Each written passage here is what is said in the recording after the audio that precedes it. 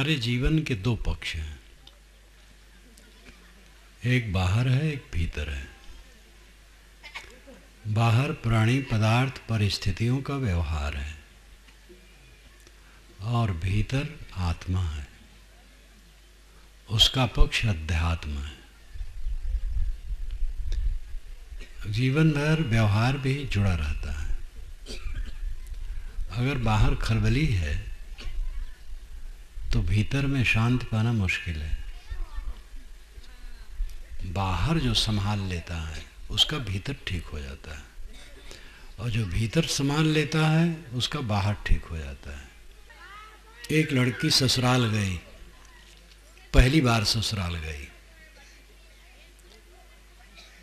जब लौट करके आई तब माँ ने पूछा, बेटी तेरा पति कैसा है? ससुर, सास, ननद, देवरान, जेठान, जेठ, परिवार के लोग, पड़ोसी लोग कैसे हैं? पहली बार माता ज़्यादा पूछती है कि हमारी पुत्री गई है, सुखी है कि दुखी है। तब उसने जो कुछ कहा बड़ा गजब कहा। साहब के शब्दों में है, बीजक में है, माई मैं दोनों कुल उजियारी। है माता, मैं दोनों कुल की प्रकाशिका हूँ, नैहर और ससुराल दोनों।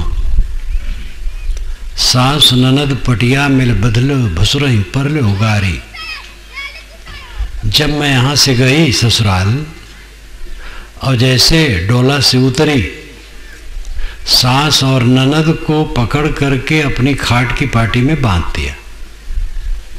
ये दोनों झगड़ा करने वाली ज़्यादा रही, सास और ननद, तो दोनों को रस्सी में बांध करके अपने खाट की पाटी में बांध दिया।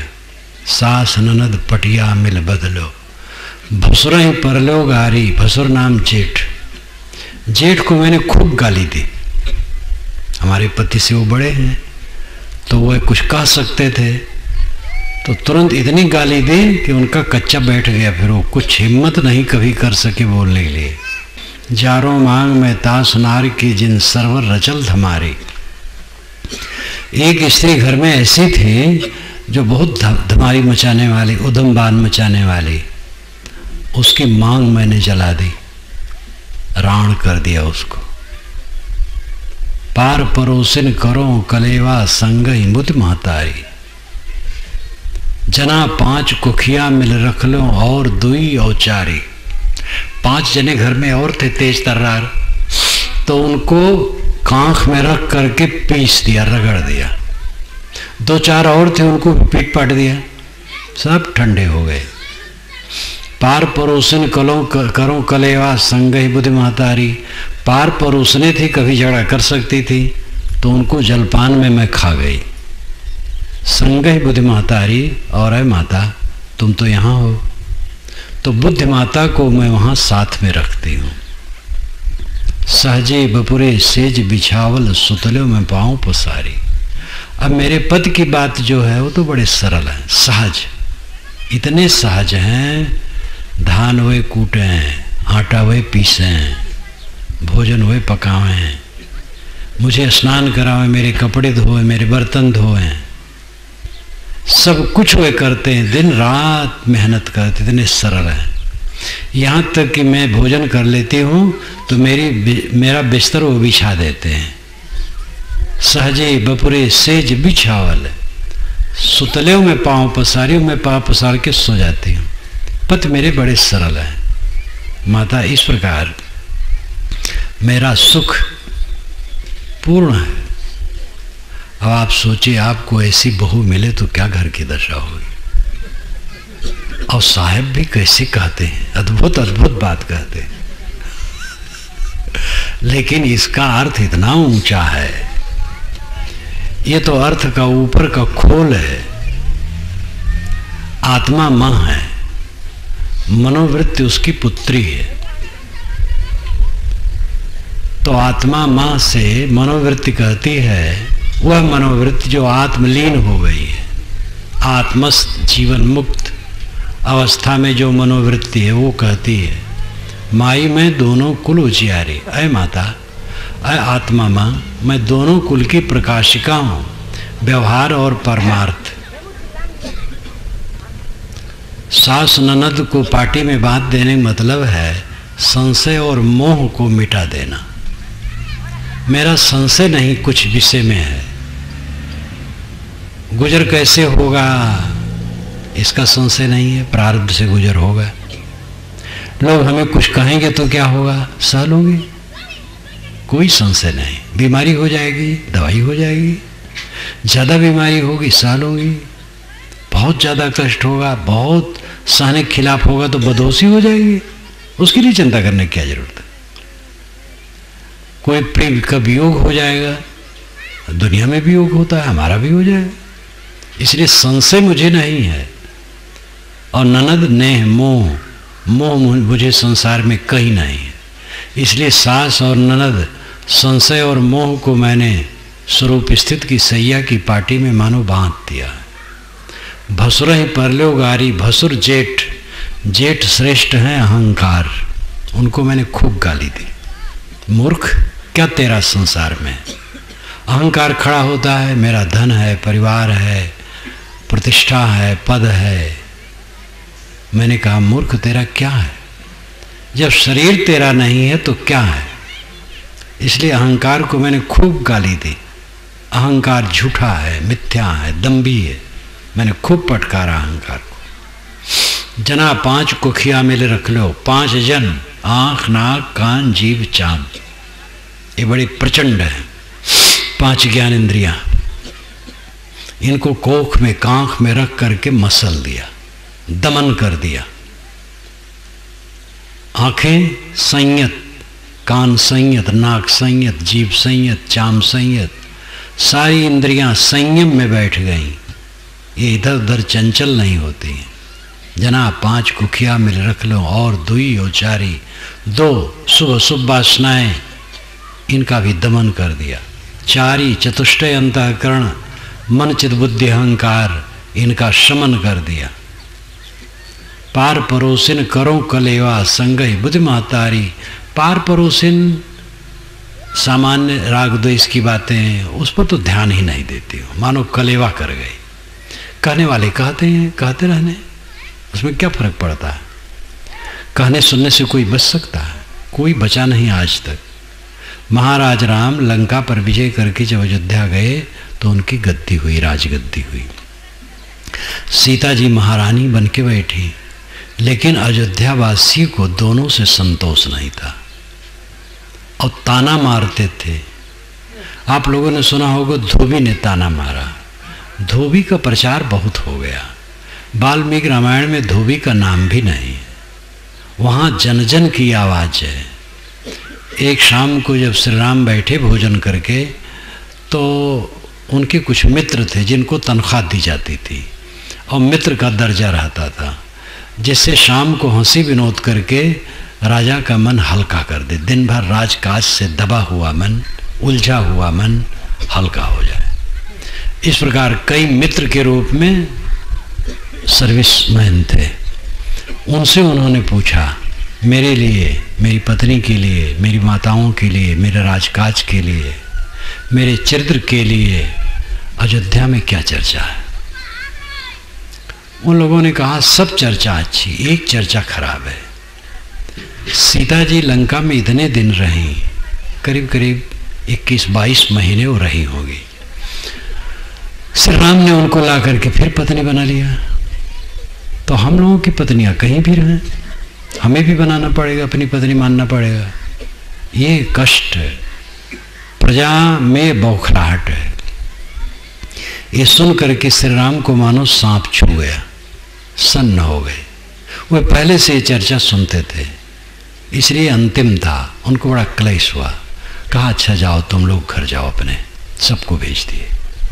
नौकर को भेजे, जाओ लक्ष्मण भरत शत्रुघ्न को बुला लाओ। ये वाल्मीकि रामायण के अनुसार मैं कहता हूँ। आए, उन्होंने कहा देखो मैं कुछ कहने जा रहा हूँ, तुम लोग उसमें प्रश्न नहीं कर सकते हो। अयोध्या में मेरी बड़ी बदनामी हो गई चारों तरफ।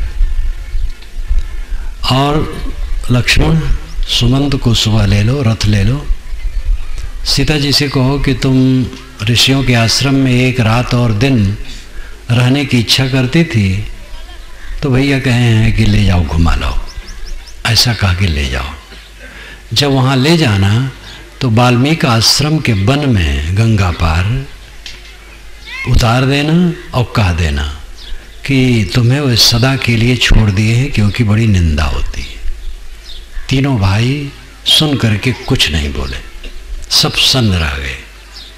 सुबह यही हुआ, और जो घटना है आप तो सुने जाने ही हैं। श्री राम का इसमें क्या दोष था, सीता जी का क्या दोष था? सीता जी तो लंका में रह करके भी राम को जपती थी, वो इच्छा से नहीं गई थी, बलात् ले जाई गई थी।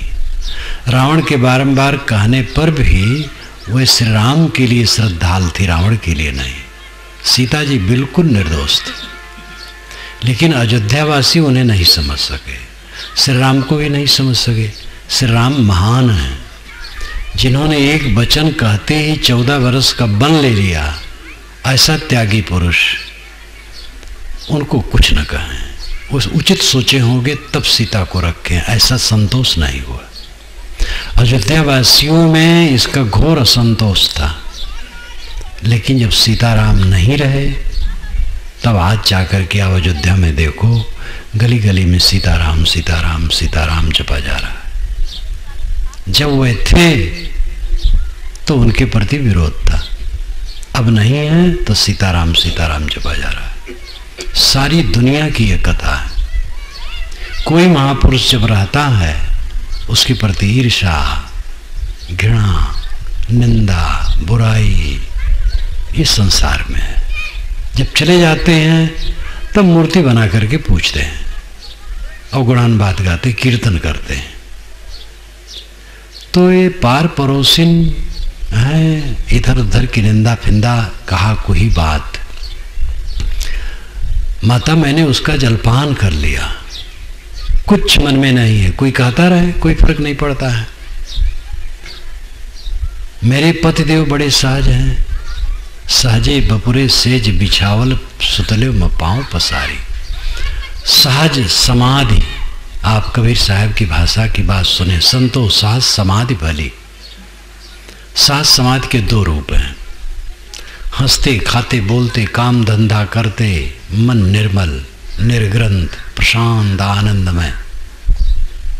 दूसरी स्थिति है संकल्प शून्य, कोई संकल्प नहीं, ये अंतिम अवस्था है, कुछ न सोचना, ये सहज समाधि है। और व्यवहार में सोचने में तो आता है, लेकिन कोई मैल नहीं है, न राग है, न द्वेष है, न कला है, न कोई विकार है, मन बिल्कुल निर्मल है। सहज समाधि की सैया बिछ गई है, मैं पाँव पसार करके सो रही हूँ। आओ न जाओ मरो नहीं जियो, साहेब मेट लगा रही। अब न मुझे आना है, न जाना है, न मरना है, न जीना है, क्योंकि साहेब ने, गुरुदेव ने लगारी मिटा दी। गुरुदेव ने बताया किसमें तू लगारी करता, लगारी नाम मोह। हमें विचार करना चाहिए कौन वस्तु है जो मोह करने योग्य है। आओ न जाओ मरो नहीं जियो, साहेब मेट लगारी। आना जाना मरना जीना बंद है। क्यों बंद है, कैसे बंद हुआ? साहेब मेट लगारी, साहेब ने लगारी मिटा दी। साहेब ने ऐसा ज्ञान दिया, गुरु साहेब ने ऐसा बोध दिया कि जहाँ तुम मोह करते हो, कौन सी वस्तु है जो तुम्हारे साथ रहेगी? सबसे निकट शरीर है, और ये हड्डी का ढांचा है, चाम का थैला है, टट्टी पेशाब का पात्र है, रोगों का घर है, निरंतर जीर्ण होता है, उत्तेजना क्रोध काम लोभ मोह की खदान है। इसमें विशेषता यही है कि विवेक उदय हो सकता है, और विवेक से ये सब बदल सकता है, तो वही काम करना चाहिए। जब शरीर मोह करने योग्य नहीं है, रहने वाला नहीं है, तो कौन सी वस्तु है जिसमें मोह करना चाहिए? दिल में जो दिल बन के धड़के, गए तो न देखा जरा मुड़ के, ये फिल्म का गीत है और ये मुझे पूरा याद है। आप कहेंगे क्या साहब कहीं फिल्म देखते हैं? मैं इतिहास बता दूं इसका। गुजरात में था, सन 73-74 के बीच में मैं गुजरात में पहली बार गया था समाज सहित भक्तों के बुलावा से। तो एक घर पर जब सुबह पहुंचा समाज सहित बैठा तो घर का एक युवक जो 18 वर्ष का था, पढ़ता था, बड़ा मस्त आया बैठा। कहे साहब गीत सुनाओ, कहे सुनाओ। तो उसने सुनाया, जिंदगी कैसी ही पहेली हाय, कभी तो हंसाए कभी तो रुलाए, तो भी देखो मन नहीं जागे, पीछे पीछे सपनों के भागे, एक दिन सपनों का राही चला जाए सपनों से आगे। जिनने सजाए यहाँ मेले, सुख दुख संग संग झेले, वही चुनकर खामोशी अकेले चले जाए कहाँ। दिल में जो दिल बन के धड़के, गए तो न देखा जरा मुड़ के, रह गई मन की डगर पे यादों की धुकों से उड़ के। वो बढ़िया मस्त होके गाया, मैं सुना। उसके पश्चात जब मैं शायद 78 में गया, तब तक उसका विवाह हो गया था, दुनियादारी हो गया था, घिस पिट गया था इतने दिन में। धनी आदमी है, रोग भी शुरू हो गया था उतनी उम्र में। बहुत धनियों को रोग जल्दी शुरू होता है।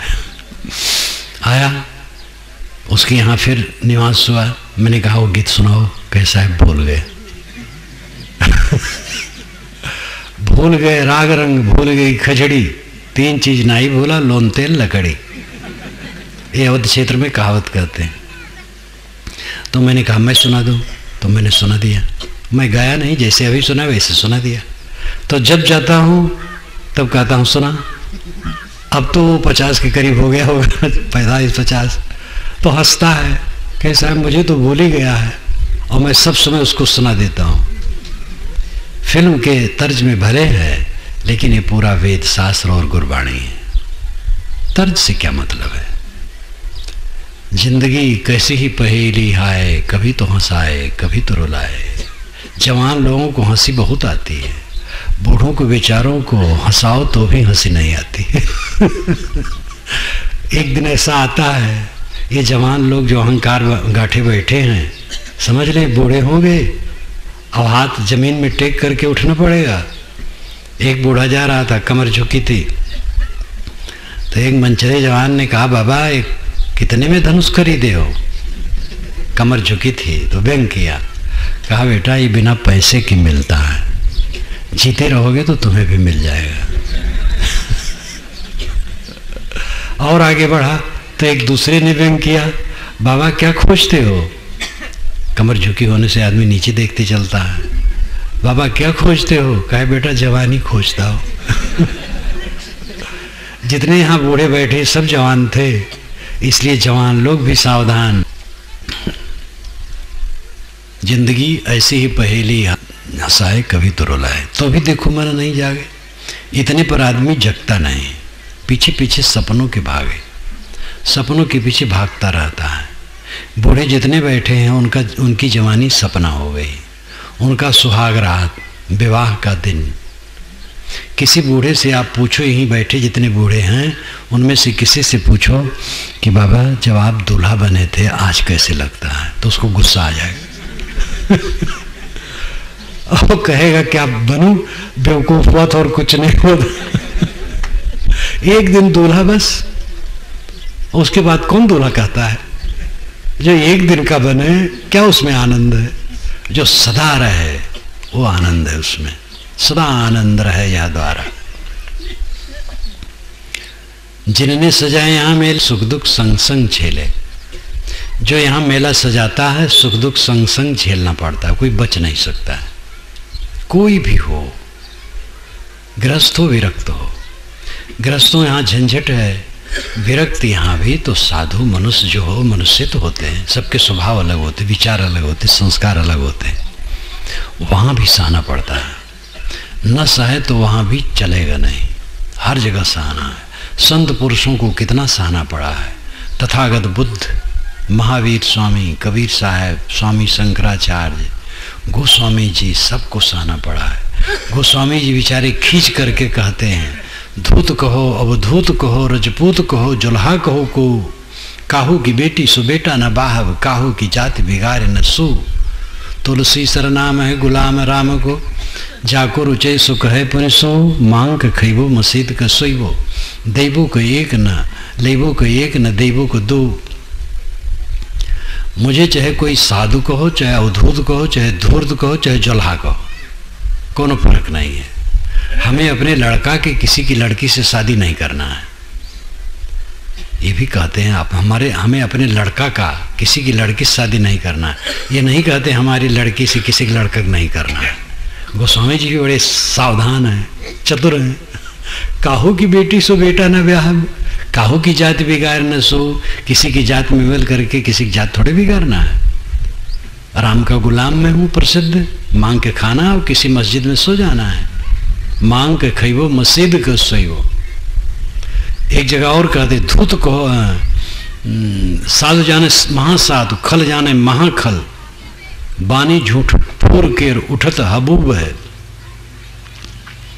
गोस्वामी जी कहते हैं मुझे साधु लोग महान साधु समझते हैं और दुष्ट लोग महादुष्ट समझते हैं।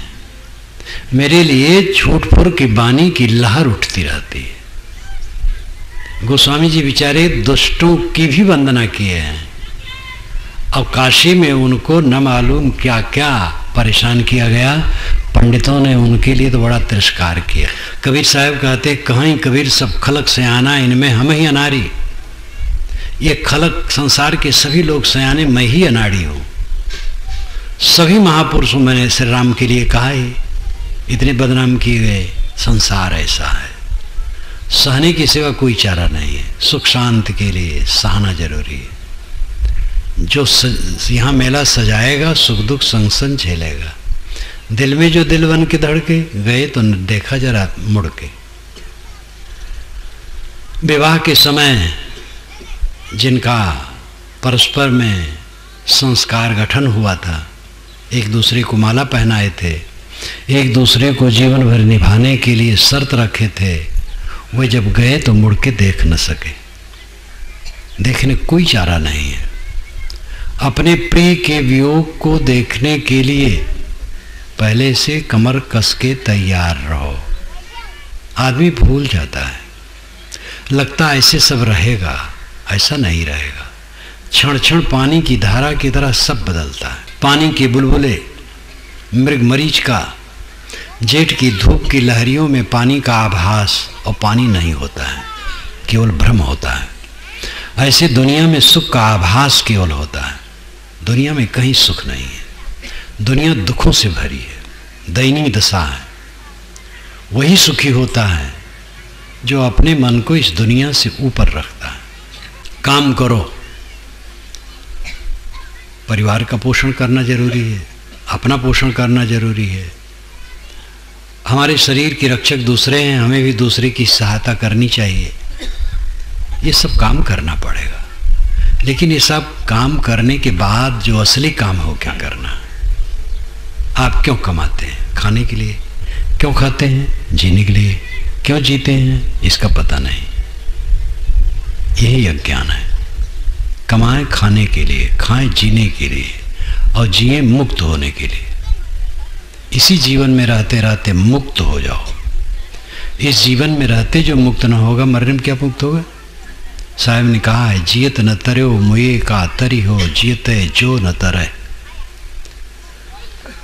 जीते जीते जो नहीं तरा है, मरने पर क्या तरेगा? जीते ही तरो संतो जीवत ही करो आशा। जीते जीते मुक्त रहो।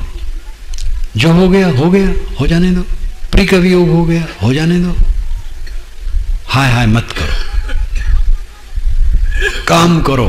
इसी छत्तीसगढ़ में एक महिला का पति मर गया। कई वर्ष हो गए, 12-14 वर्ष हो गए। बहुत समझदार है वो। अब तो उसकी उम्र भी काफ़ी हो गई। बहुत समझदार है। जब मिलने आई, उसके गांव में गया तो मैंने कुशल पूछा तो भावुक होने लगी। मैंने कहा देखो भावुक मत होना, आंसू नहीं गिराना। अगर रोने से वो लौट आए तो मैं भी रोऊं, और लौटने वाले नहीं तो रो करके क्या कहोगी? तो मुस्कुरा दी, फिर संभल गई। ये संसार ऐसा है, कठोर काल चक्र ऐसा है कि किसी को क्षमा नहीं करता है। अचानक सब हो जाता है। इसलिए प्रिय के वियोग को देखने के लिए पहले से कमर कस के तैयार रहो। प्यारा से प्यारा जो बच्चा पैदा किया जाता है, पाला पोसा जाता है, ऐसा भी समय आता है उसको स्वयं दफनाना पड़ता है। ऐसी घटनाएं घट जाती हैं। अपने बच्चे को अपने हाथ से दफनाना पड़ता है। पुत्र पिता को दफनाए ये तो स्वाभाविक लगता है, लेकिन पुत्र को दफनाना पड़े, अब ऐसा निर्दय कांड करना पड़ता है।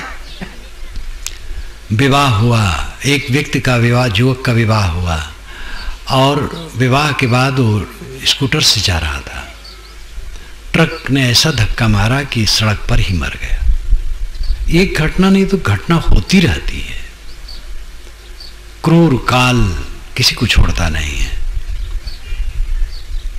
किस वस्तु का हमें घमंड है, किसका मोह करने लायक है? सब कुछ नासवान है। अपने मन को सदैव दुनियादारी से ऊपर रखो, हर शौक से पार रहो। समता की दृष्टि आ जाना साधना की उच्चता है। हानि लाभ सुख दुख संयोग वियोग अनुकूल प्रतिकूल सत्कार तिरस्कार सब में समता। जितने लोग यहाँ बैठे हैं जो बुजुर्ग हैं वो सोचें कि आज से 60 वर्ष पूर्व उनके सामने प्रिय घटना घटी थी और अप्रिय घटना घटी थी, उनका आज क्या मूल्य है? 50 वर्ष के पूर्व, 40 वर्ष के पूर्व, 30 वर्ष के पूर्व, 20 वर्ष के पूर्व जो घटनाएं घटी थी, अब आप उससे बहुत आंदोलित हुए थे, आज क्या मूल्य उसका? 10 दिन के पहले कल आपको किसी ने गाली दी थी, आप क्षुब्ध हो गए थे, आज वो चित्त से उतर गया। सब कुछ बीत जाता है, ये वर्तमान वाला भी रहेगा नहीं, सब कुछ हवा की तरह भागा जा रहा है। इसलिए इस संसार में कोई सुखी होकर रहना चाहे तो अनासक्त होकर रहे। अनासक्त ये जीवन यज्ञ। घोरांगरस ने श्री कृष्ण महाराज को उपदेश दिया था। श्री कृष्ण उनके शिष्य थे। श्री कृष्ण महाराज के 3 गुरु थे।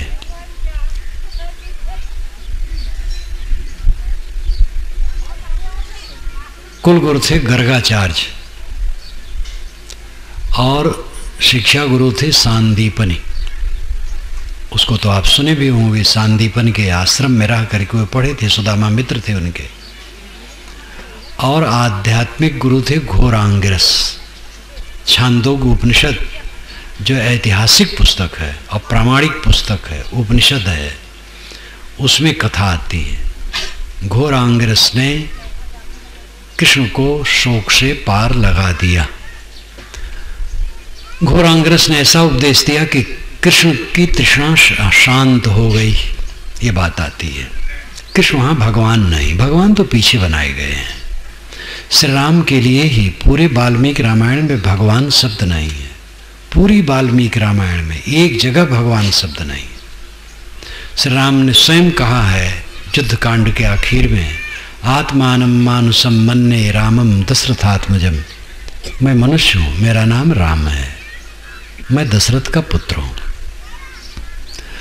वाल्मीकि रामायण के हनुमान, सीता, लक्ष्मण, भरत कोई भी नहीं जानते हैं कि श्री राम भगवान है। ये तो पीछे पीछे सब होता है। श्री कृष्ण एक जिज्ञासु हैं, घोरांगरस गुरु हैं।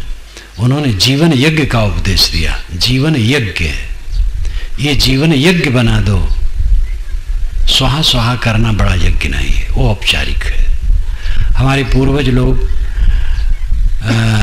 सोचे कि हमें अपने खाद्य पदार्थ से कुछ देवता को देना चाहिए, जिससे वो पानी बरसाए, हमें सुरक्षित रखे।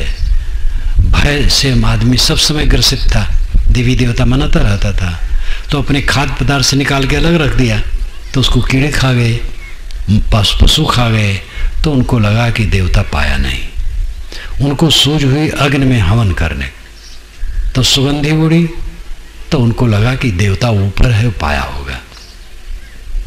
इस विश्वास से हवन शुरू हुआ पुरा काल में। ये बहुत पुराना है हवन। और हवन से रिद्धि सिद्ध पाने का विश्वास चला और सहज वो करते थे, कोई इसमें व्यापार नहीं था। आगे चल करके जब वर्ण व्यवस्था हुई तो ये कर्मकांड ब्राह्मणों को अर्पित किया गया। तो उनका ये पेट धंधा बना। तो पेट धंधा जब बना तो इसमें महिमाएं बढ़ी, क्योंकि पेट धंधा जब होता तो विज्ञापन करना होता है, और विज्ञापन में झूठाई तो भरी जाती है। जैसे चार या 5 गुणों वाली गुड़ाखू, 5 गुणों वाली गुड़ाखू, तो अब गुड़ाखू जहर महिमा। सिगरेट पीते हुए एक जवान खड़ा है मस्त, ओफ क्या पूछना है विज्ञापन में, और नीचे पतले अक्षर में लिखा रहता है सिगरेट पीना स्वास्थ्य के लिए हानिकर। कैसा संसार अंधा है, जिसको हानिकर देखता वही पीता रहता है। तो सब कुछ चीज परिवर्तनशील है। हवन तर्पण की महिमा बढ़ी तो खूब महिमा बढ़ी। आगे चल करके ऋषियों को गड़बड़ लगा तो खंडन शुरू किया, और फिर आगे चल करके जीवन यज्ञ का उपदेश दिया। जीवन यज्ञ फिर तो पूरे ब्रह्मांड को यज्ञ रूप में कहा गया। उपनिषदों में और ब्राह्मण ग्रंथों में ऐसी विषय बहुत आए। गौरांगरस ने कृष्ण से कहा ये जीवन यज्ञ है, खाने की आसक्ति न रखे, लोगों से व्यवहार करे, व्यवहार करने की आसक्ति न रखे, जीवन जिए लेकिन जीने की आसक्ति न रखे। अभी मरने के समय आ जाए कोई भय न लगे, वो आदमी मुक्त होता है। मुक्त वह है जो सब समय निर्भय है, घोड़ा बेच करके सब समय सोता है। इधर भी कहावत होगी, अवध की तरफ ये कहावत है, घोड़ा बेच के सोते हो। कोई निश्चिंत अगर सो रहा है या निश्चिंत बैठा तो लोग कहते क्या यार घोड़ा बेच करके सो रहे हो। घोड़े का व्यापार कर रहा है आदमी, तो अब घोड़ा तो बड़े चंचल होते हैं, और कहीं छूट के भाग जाएं तो बड़ी सावधानी रखनी पड़ती है। लेकिन जब घोड़े बेच दिए गए, पैसा हो गया, तो निश्चिंत होकर सोता है। घोड़ा बेच करके सोने वाला मुक्त है, यानी निश्चिंत, कोई चिंता नहीं। कुछ छूट जाए, कुछ बिगड़ जाए, अपमान हो जाए, अनादर हो जाए, भरी सभा में मेरा अपमान हो जाए, क्या हो गया? मेरे नाम रूप का अपमान होगा, मेरे आत्मक थोड़े अपमान होगा। किसी के अपमान करने से मैं मलिन नहीं हो जाऊंगा, और किसी की प्रशंसा करने से मैं मुक्त नहीं हो जाऊंगा। जो असलियत है वो रहती है। इसलिए विवेकवान सदैव निर्भय रहते हैं, निष्काम रहते हैं। और ये कोई भी ऐसा हो सकता है, ये हमारे कपड़े वाले ही इसके रिजर्व नहीं किए हैं मुक्ति को। साधु के कपड़े जो पहने हैं वही मुक्त होंगे, ऐसी बात नहीं। जो मोह छोड़ दे वही मुक्त होगा, और मोह न छोड़े तो हम लोग भी मुक्त नहीं होंगे। इसलिए मोह को छोड़ देना मोक्ष है, मोह का परित्याग। मोह वहां करना चाहिए जो नित्य हो। आत्मा नित्य है, आत्मा में मोह करो। आत्मरमण इसी को कहते हैं, आत्माराम। परमात्मा में प्रेम करो, आत्मा परमात्मा। आत्मा परमात्मा दो नहीं है, आत्मा ही परमात्मा है। प्रेतात्मा, दुष्टात्मा, शुद्धात्मा, महात्मा, परमात्मा, इन सारे शब्दों में आत्मा मूल है। प्रेतात्मा का अर्थ है गया हुआ आत्मा। जीव शरीर छोड़ के चला गया तो उसको प्रेतात्मा कहते हैं। प्रेत का अर्थ है गया हुआ। दुष्टात्मा खराब स्वभाव का मनुष्य, शुद्धात्मा अच्छे आचार विचार का मनुष्य, महात्मा जो इंद्रिय जयी हो गया है, परमात्मा जो गुणातीत हो गया है, सब तरफ से अनासक्त हो गया वो परमात्मा। परमात्मा अलग नहीं है, आत्मा परमात्मा है। ज्ञान के विषय में कुछ बातें समझने योग्य हैं। आत्मा एक है, ये कहते हैं लोग, आत्मा एक है। आत्मा का गुण एक है, व्यक्तित्व एक नहीं है। क्वालिटी क्वांटिटी दोनों फर्क है। क्वांटिटी में, संख्या में एक नहीं है, असंख्य है। क्वालिटी गुण में एक है। जैसे गेहूं का दाना, एक रास गेहूं है तो हर गेहूं का दाना गुण में एक है। जितने दाने हैं, हजारों लाखों करोड़ों दाने, सब गुण में एक है, लेकिन व्यक्तित्व में अलग अलग है। सब दाने अलग अलग हैं। ऐसे सभी आत्मा एक दूसरे से अलग हैं, तभी उनका अलग बंध, मोक्ष, राग, विराग सब चलता है। एक रागी है, एक विरागी है, एक मोही है, एक निर्मोही है, एक रजोगुणी है, एक सतोगुणी है, तो प्रत्यक्ष दिखाई देता है। आत्मा एक कैसे है? नाना है, लेकिन सभी आत्माओं का गुण एक है। आत्मा एक है का अर्थ है सब आत्माओं का गुण एक है। ये गुणात्मक दृष्टि से एक कहा जाता है, संख्यात्मक दृष्टि से नहीं। आत्मा व्यापक है, आत्मा अखंड और ठोस है। और वो व्यापक हो तो आप समझो सृष्टि होगी, जगत होगा, स्फुरण होगा, क्रिया होगी। इस पूरे पंडाल में एक पत्थर हो जो 50 फीट ऊंचा और चारों तरफ से भरा हो, एक पत्थर हो, तो इसमें कौन घुसेगा? कोई नहीं घुस सकता। एक आत्मा अखंड सर्वत्र परिपूर्ण है, तब क्रिया कैसे होगी, स्फुरण कैसे होगा, गति कैसे होगी, सृष्टि कैसे होगी? इसलिए तो अपने आप असंभव दोष युक्त है कि एक आत्मा सर्वत्र व्यापक है। व्यापक का अर्थ है शक्तिमान है, महिमा परक वचन है। महात्मा गांधी का व्यक्तित्व व्यापक था, तो इसका मतलब नहीं उनका शरीर पूरी दुनिया में भरा था। महिमा परक वचन है, ब्रह्म ही सब कुछ है। तो मतलब यह है कि ब्रह्म श्रेष्ठ है। जैसे किसी घर में हम गए, उस घर का मालिक का नाम रामेश्वर है, अन्य नए लोग आए, परिचय पूछिए कौन सज्जन है। मैंने कहा इस घर के यही सब कुछ है। तो उस घर के वही सब कुछ है, पीढ़ा है, बटलोई है, चावल है, दाल है, दीवार है, खाट है, कपड़ा है, सब कुछ है। मतलब सबके मालिक है, श्रेष्ठ है। ब्रह्म ही सब कुछ है, खलदम ब्रह्म, सारा जगत ब्रह्म है। तो इसका मतलब इतना है कि जगत में ब्रह्म की प्रतिष्ठा है, आत्मा की प्रतिष्ठा है। तो आत्मा एक नहीं है, अनेक है, गुण एक है। सभी आत्माओं का गुण ज्ञान है। आत्मा व्यापक है, मतलब शक्तिशाली है। अपनी व्यापकता का कोई अनुभव नहीं कर पाता है। मैं व्यापक हूं, मैं यहां भी हूं और बनारस भी हूं और रंगून भी हूं और रूस भी हूं, ये तो हमें नहीं पता चलता है। सूरज से भी आगे हूं, मैं कहाँ व्यापक हूं? किसी को अनुभव नहीं होता मैं व्यापक हूं। इसलिए जो महिमा परक वचन है उसको सिद्धांत रूप में मान करके लोग भटकते हैं। जबानी ज्ञान, ओठ का ज्ञान, ओठ से कहते हैं कि मैं व्यापक हूं। व्यापक कहाँ? व्यापक एक वस्तु हो तो दूसरी वस्तु होगी ही नहीं। धर्म के क्षेत्र में, अध्यात्म के क्षेत्र में कई ऐसे शब्द चलते हैं जिसका समाधान लोग कर नहीं पाते हैं। लिखा है और वो पीटते जाते हैं डंडा से उसको। आत्मा तो व्यापक है, आत्मा तो एक है। दो व्यक्तियों में विवाद हुआ, एक ने कहा आत्मा एक है, एक ने कहा दो है। झगड़ते झगड़ते साहब के पास पहुंचे, कबीर साहब के पास। तो कबीर साहब ने कहा तुम दोनों ठीक कहते हो।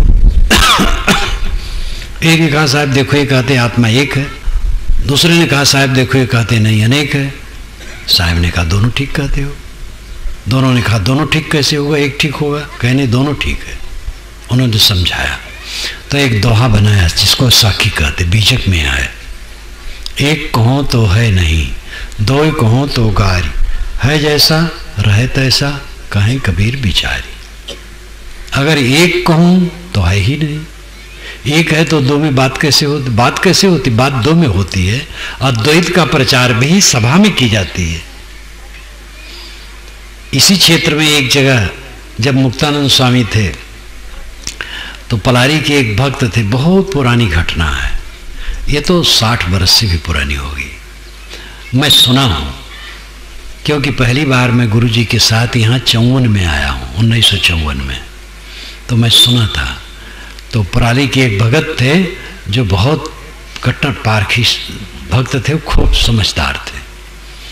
तो स्वामी मुक्तानंद ने कहा कि जो प्रश्न करना हो करे, एक ब्रह्म केवल है।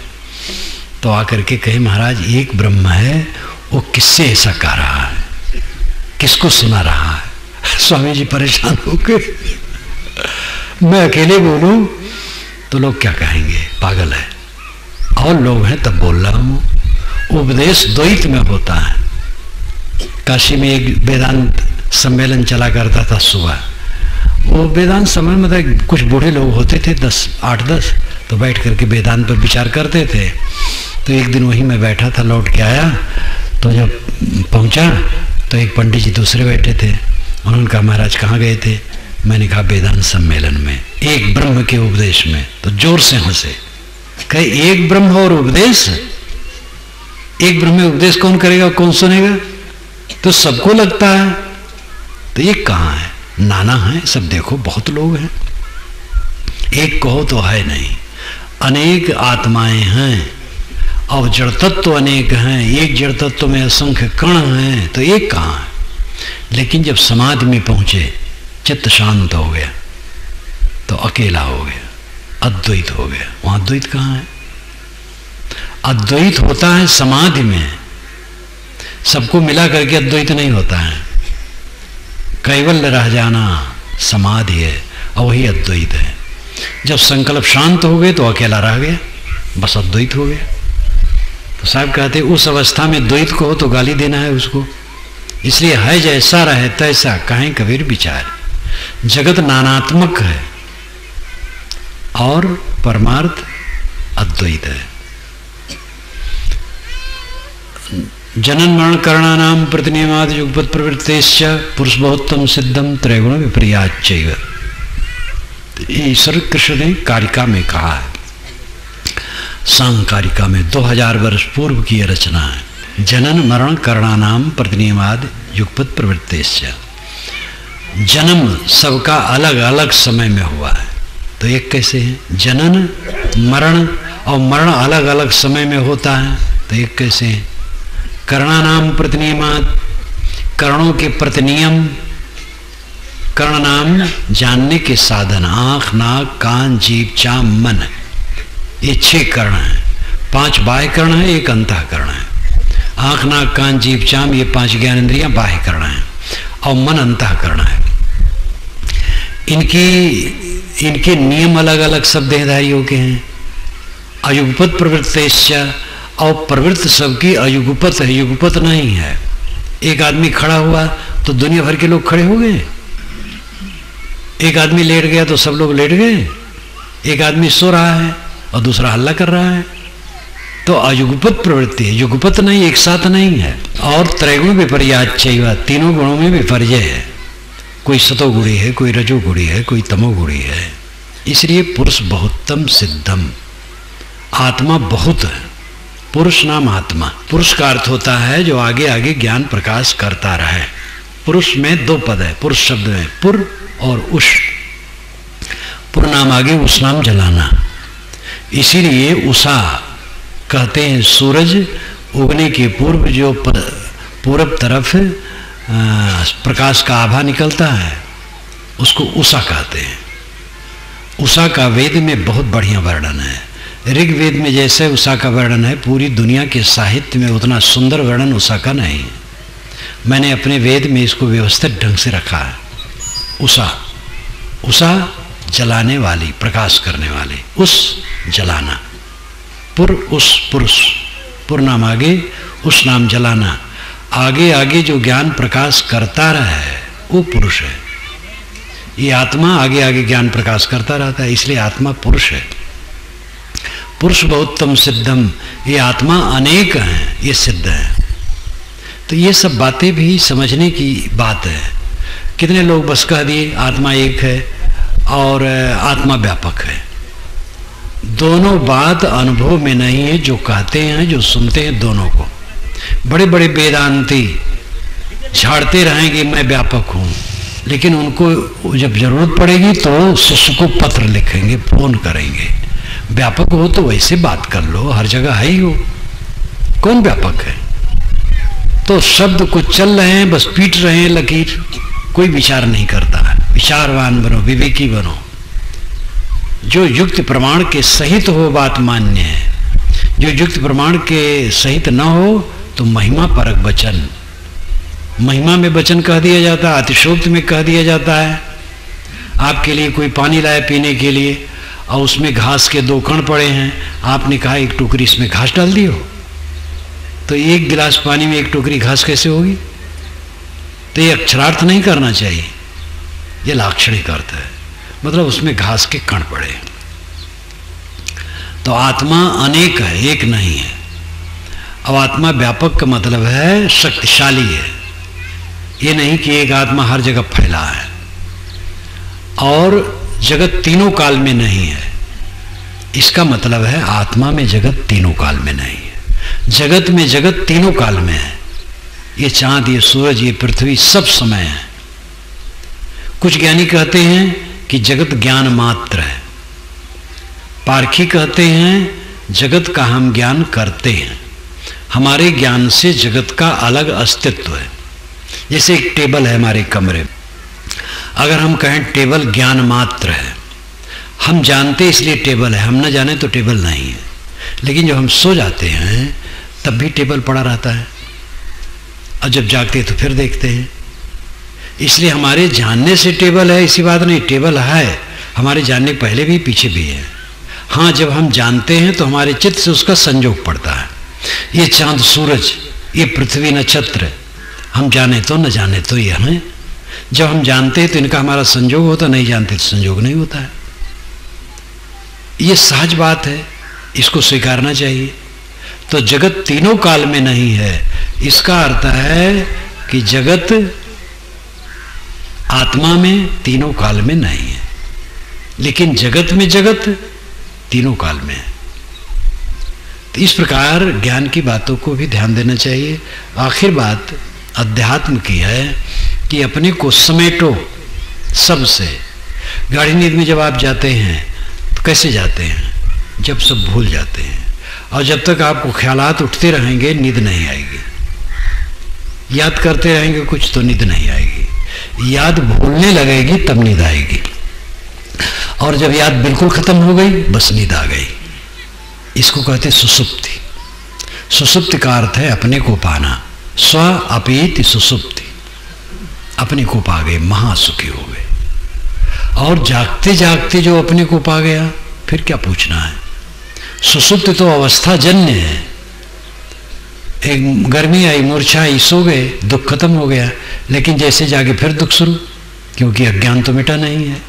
और जिसका अज्ञान मिट गया, जागते जागते सब मोह मिट गया, सब मिट्टी है।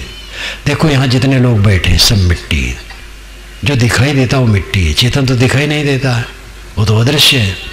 लेकिन जिसमें हमारा मोह होता है वो सब शरीर मिट्टी है। ये मकान मिट्टी है, दीवार मिट्टी है, सामियाना मिट्टी है, मैट बिछाया है मिट्टी है, और ये मंच मिट्टी है, सब तो मिट्टी है। तो इसमें कौन सा राग करने योग्य है? ये सब मिट्टी अंत में मिट्टी हो जाएगी। जो आप देखते हैं 100-200 वर्ष के बाद ये सब ऐसा रहेगा? थोड़े थोड़े समय में सब खो जाता है। इन बातों को जो सदैव ध्यान में रखता है वह शोक से मुक्त होता है, क्योंकि मोह से मुक्त होता है। सदैव आनंद कंद। शरीर जब छूट जाए, ये मिट्टी का ढेला ढनक रहा है, जहां लुढ़क करके फूट जाए फूट जाए, हमारा क्या जाता है। इस प्रकार बोधवान, चाहे गृहस्थ हो चाहे विरक्त हो, चाहे स्त्री हो चाहे पुरुष हो, जो अनासक्त रहता है, जिसका मन सदैव आत्मलीन है, आत्मा के अनुराग में है, और सांसारिक अनुराग जिसने छोड़ दिया है, वो कृतार्थ आत्मा है। ये परमार्थ है, और यही पक्का सौदा है, और सब कच्चा सौदा है। बड़े बड़े ऐश्वर्य झूठ है। श्यामाचरण शुक्ल कई बार मुख्यमंत्री हुए, उनका कुल झूठ हो गया। अंतिम में बेचारे बड़े असफल रहे, बारंबार चाहते थे फिर से मुख्यमंत्री हो जाते, लेकिन इसी में शरीर छूट गया। अनेक लोगों की यह दशा है। एक मृग तृष्णा, भटकाव, खाली वही दोषी नहीं है। अनेक लोग क्या सब है। जो मोह छोड़ दे वही निर्दोष है। इसलिए परमार्थ की कमाई करो। अगर मन शुद्ध है तो परमार्थ बनेगा, व्यवहार भी अच्छा होगा। जिसका परमार्थ अच्छा है व्यवहार अच्छा है। अंदर जब मन संतुष्ट है तो बाहर झगड़ा कहाँ होगा, और जो बाहर झगड़ा नहीं करेगा उसका मन निर्द्वंद रहेगा। कहीं आप झगड़ा कर लो फिर ध्यान आपका नहीं लगेगा, अकेले में बैठोगे तो चिंता सताएगी। इसलिए मन को पवित्र कर लेने से, मन को समाहित और समाधान कर लेने से परमार्थ व्यवहार दोनों बन जाता है। स्वाध्याय, सत्संग, साधना में लग करके काम हम आपको करना चाहिए। आप लोगों में ये बड़ी कमी है कि जो सुबह शाम बैठते नहीं। इतने लोग यहाँ हैं नर नारी, और बहुत समझदार लोग यहाँ हैं, कितने लोग हैं जो सुबह शाम अकेले में बैठते हैं और ज्ञान का ग्रंथ पढ़ते हैं, अपने गुण दोषों का चिंतन करते हैं, दोषों को घटाने का प्रयास करते हैं, सद्गुणों को बढ़ाने का प्रयास करते हैं, ध्यान करते हैं। कितने लोग करते हैं? बहुत कम लोग करते हैं। किसी की कमाई न की जाएगी तो उसमें सफलता कैसे होगी? मेहनत करें।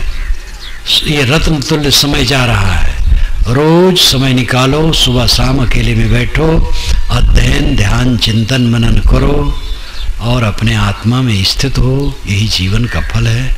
आपको धन्यवाद देते हुए मैं अपनी वाणी को विराम देता हूँ। बोलिए सद्गुरु देव की जय।